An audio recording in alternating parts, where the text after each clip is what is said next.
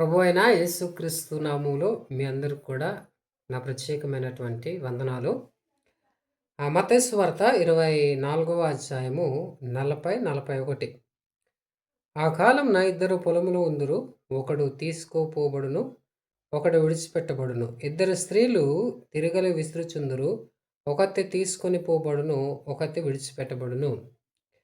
ఈ వాక్యం ఎందుకు దేవుడు రాయిస్తా ఉన్నాడంటే, ఈ మాటలన్నీ కూడా క్రీస్తు రెండవ రాకడ గురండి మనకు తెలియజేస్తా ఉంది. అయితే ఈ మాటలు చెప్పి మనసులను భయపెట్టడం దేవుని యొక్క ఉద్దేశం కాదు గానీ, ఆ మనసులను సిద్ధపరచాలని, సిద్ధపాటు కలిగి జీవించాలని యేసుక్రీస్తు ప్రభువారు ఈ మాటలు తన శిష్యులకు తను తెలియజేస్తా ఉన్నాడు. అంటే ఇక్కడ 2 హృదయాలు మనకు కనిపిస్తా ఉంది. ఒకటి సిద్ధపాటు కలిగినటువంటి హృదయము, రెండవది సిద్ధపాటు లేనటువంటి హృదయము.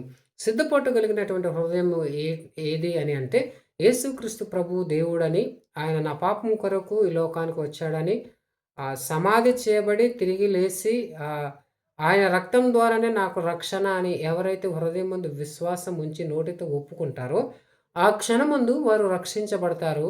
వారు పరలోకానికి అర్హులుగా ఉన్నారు.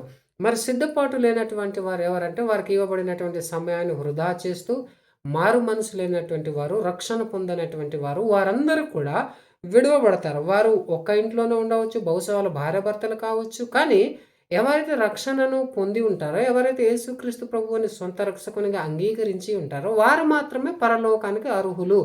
ఎవరి రక్షణ వారిని మాత్రమే సొంతం తప్పించి భార్య రక్షణ భర్తకు, భర్త రక్షణ భార్యకు అది ఏమాత్రం కూడా వర్తించదు అని దీని యొక్క భావం. గనుక సిద్ధపాటు కలిగినటువంటి హృదయము, సిద్ధపాటు లేనటువంటి హృదయముగా ఈ వాక్యాన్ని మనం చూడవచ్చు.